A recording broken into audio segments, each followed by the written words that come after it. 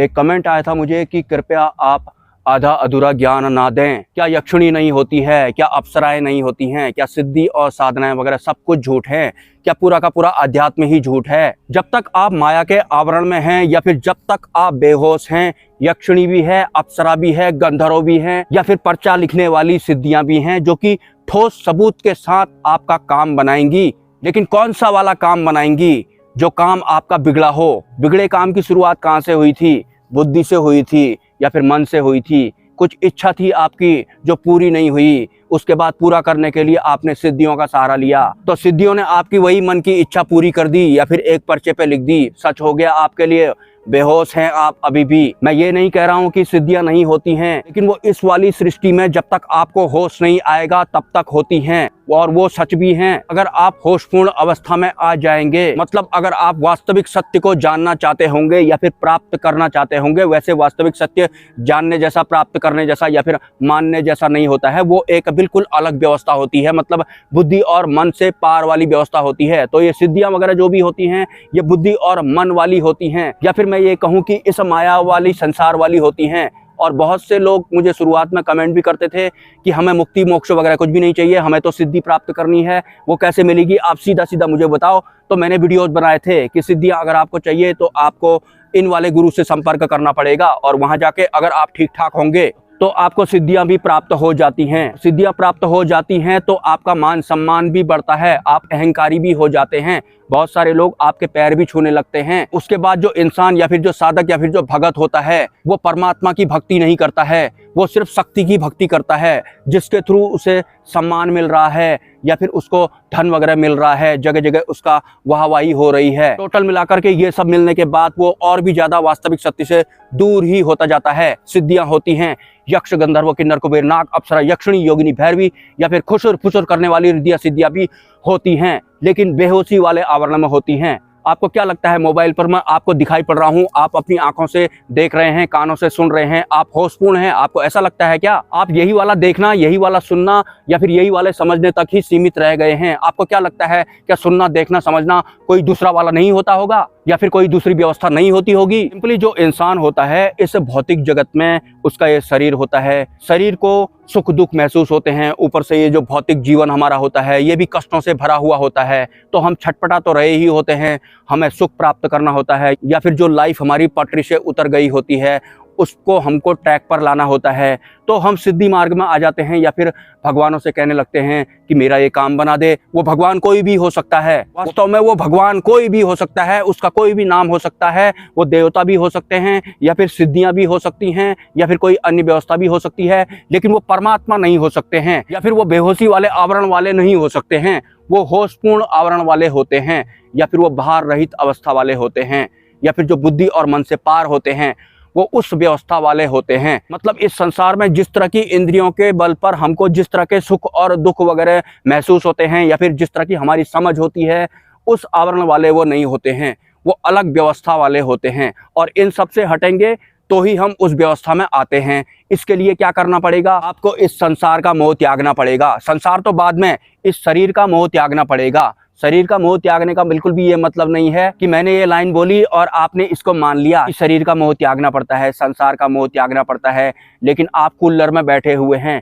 और आपका अहंकार तृप्त हो रहा है, मन तृप्त हो रहा है, आपका कंफर्ट जोन में आप बैठे हुए हैं, वीडियो देख रहे हैं। यही होता है माया वाला सुख या फिर इंद्रियों वाला सुख। और जो परम आनंद होता है वो बिल्कुल भी ये नहीं होता है। ये इंद्रियों वाला जो सुख होता है, इसको आप परम आनंद भूल कर भी मत समझ लेना। और इसी वाले सुख में आप उलझे हुए हैं, तो आपके लिए सिद्धियां भी हैं। ये वाला सुख चाहिए आपको, इंद्रियों वाला या फिर धन दौलत वाला या फिर मान सम्मान वाला, ये सब आपको सिद्धियां दे देंगी। अगर आप किसी सही वाले गुरु के कनेक्शन में आ गए तो बड़ी आराम से आपको ये सब मिल जाएगा। ध्यान रहे, ये जो संसार है ये द्वंद्व वाला होता है, इसमें लेन देन चलता रहता है। लेकिन जो परमात्मा की सृष्टि होती है उसमें द्वंद्व नहीं होता है, उसमें सत्य या फिर असत्य नहीं होता है, उसमें एक ही होता है। उसे आप सत्य बोलो, परम आनंद बोलो, परमात्मा बोलो, या फिर बुद्धि मन से पार वाला बोलो, या फिर इंद्रिय अतीत बोलो, या फिर शून्य बोलो, या फिर विस्तार बोलो, लेकिन भार रहित वाला विस्तार बोलो। लेकिन जिस भी व्यवस्था के साथ आप इस भौतिक जगत में सर्वाइव कर रहे हैं, वो वाली व्यवस्था उसमें दूर दूर तक शामिल नहीं होती है। और उसे समझने के लिए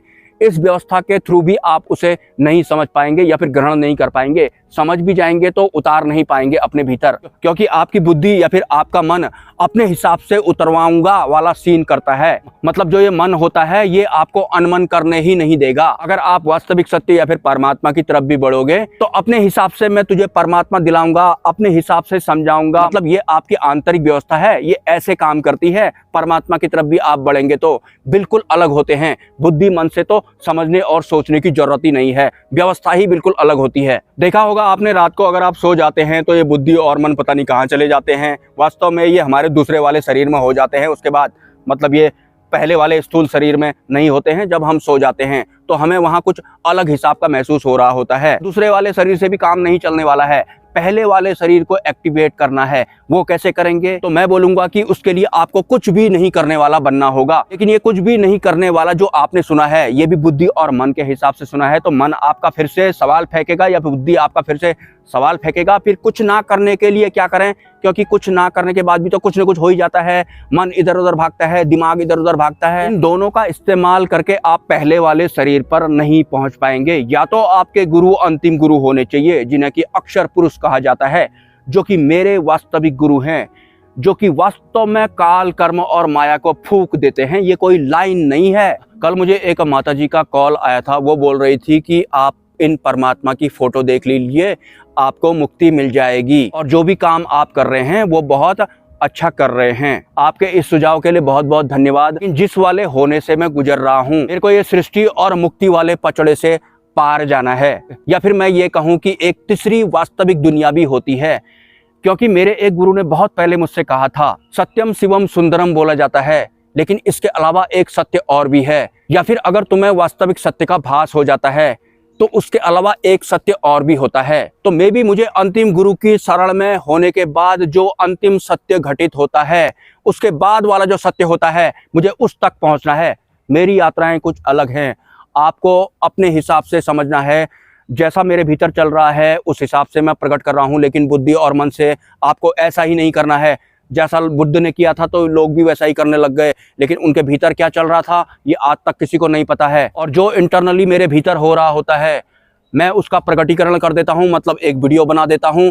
ये एक तरह की मेरी प्रैक्टिस होती है। तो इस प्रैक्टिस को देखने के बाद आपको मान्यताएं और धारणाएं नहीं बनानी है। और चौथे आयाम से पहले पहले जितने भी जीव होते हैं, भले ही उनके कोई लीडर वगैरह क्यों ना हो, उन सबकी एक खास बात होती है, वो किसी को भी किसी भी रूप में दिख सकते हैं और कुछ भी सुना सकते हैं।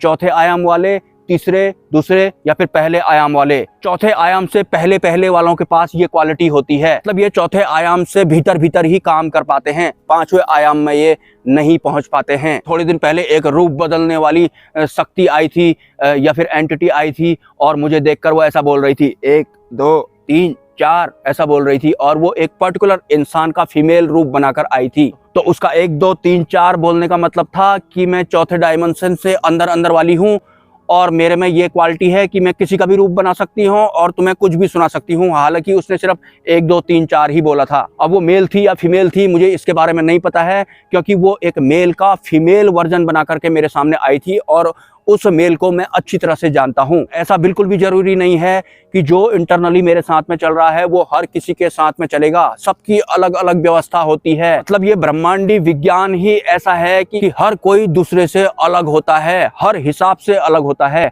और जो हमारा ये फिजिकल बॉडी होता है ये तो पूरा ब्रह्मांड होता है और इसका इस्तेमाल कर करके तो पता नहीं कितने डायमेंशन खा रहे हैं, पल रहे हैं। लेकिन वो ऐसा नहीं बता रहे हैं कि तुम्हारी वजह से हम जी रहे हैं या फिर खा रहे हैं या फिर रूप बदल पा रहे हैं। वो हमें सत्य बताएंगे भी नहीं, लेकिन जैसा हमारा मन देखना चाहता है उस तरह का वो हमें दिखा देंगे और उसके बाद हम उन्हें कुछ मानने लगेंगे। मे भी हमारा मन तो आकर्षित होता है तो हम उन्हें कुछ बड़ा ही मानने लगेंगे। बस एक अच्छा सा चेहरा बनाने की जरूरत है।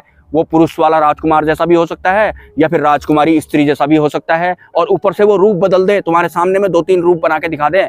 फिर तो तुम्हें ऐसा लगेगा पता नहीं क्या चीज मेरे हाथ में पड़ गई है, यही तो मैं चाहता था, ऐसी तो हूं मैं, स्वार्थी हूं ना मैं। तभी तो रूप बदलने वाली एंटिटी को देखकर मेरे अंदर ये चला कि अगर ये मेरे पास हो जाए तो फिर मैं इस दुनिया में कैसा कैसा नहीं दिखा दूंगा, पता नहीं किस किस को। ये सब के सब पर्चा वर्चा वाले सब साइड हो जाएंगे। उसके बाद डायरेक्ट रूप बदल के ही दिखा दूंगा। एआई की भी जरूरत नहीं है, एआई को भी अभी के अभी समाप्त कर दूंगा। डायरेक्ट रूप बदल के ही दिखा दूंगा, करने को तो ऐसा भी कर सकते हैं, लेकिन होगा क्या ऐसा करके? विस्तार ही तो होगा, बिना मतलब के दिमाग में स्टोरेज ही तो फुल होगी। तो जिन लोगों को सिद्धियां चाहिए उनके लिए सिद्धियां होती हैं, जिन लोगों को वास्तविक सत्य चाहिए उनके लिए वास्तविक सत्य होता है, मोक्ष होता है, वास्तविक मुक्ति होती है, वास्तविक परमात्मा होते हैं। लेकिन डुप्लीकेट परमात्मा भी होते हैं, डुप्लीकेट मोक्ष भी होता है, डुप्लीकेट भगवान बनाने वाली बहुत तरह की एंटिटीज भी होती हैं। आपको इन वीडियोस के माध्यम से जो भी मैं बताता हूँ, हालांकि ये सब करने में मेरी क्या हालत होती है ये मैं ही जानता हूँ। और इंसान मैं कहीं नहीं पहुँच पा रहा हूँ करके डायरेक्ट जो इस चैनल पर पहुँच गए हैं वो नंबर देखते ही डायरेक्ट मुझे कॉल करने लगते हैं या फिर व्हाट्सअप करने लगते हैं। मैं एक तरह से समय अतीत जैसा रहता हूँ, समय मेरे लिए होता ही जैसा नहीं है, और ऑलमोस्ट मैं 24 घंटे इमरजेंसी मोड में जैसा रहता हूँ। मेरा कुछ भी मेरे काम नहीं आता है। मैं इंटरनली ऐसा कभी बोलना नहीं चाहता हूँ कि पैसों की जरूरत है या फिर आप मुझे पेमेंट करोगे तो ही मैं आपको ये सब बताऊंगा। मैं ऐसा इंटरनली बोलना भी नहीं चाहता हूँ। बोलना नहीं चाहता हूं का मतलब ये नहीं है कि मेरी रिक्वायरमेंट नहीं होती होंगी, और बोलने से मेरे को घाटा होता है तो मैं डायरेक्ट एक मैसेज जैसा लिख देता हूं, लेकिन वो भी किसी को दिखाई नहीं पड़ता है। इंतजार कर रहा हूं कि वो दिन कब आएगा जब मुझे बोलना नहीं पड़ेगा, क्योंकि बोलना अगर मुझे पड़ जाए तो मुझे तो नुकसान होता ही है और बाकियों को भी नुकसान होता है। क्योंकि ये सब जो मैं इस चैनल पर बता रहा होता हूँ, किसी एक को ये बहुत ज्यादा बुरा लगता है। वो नहीं चाहते हैं कि ये सब आम जनता को बताया जाए, क्योंकि बहुत सारे लोग भोगी होते हैं, वो अध्यात्म के कारोबारी होते हैं, उनको मुक्ति मोक्ष से कोई लेना ही नहीं होता है। सिंपली वो कालपंथी होते हैं, वो वास्तव में होते हैं।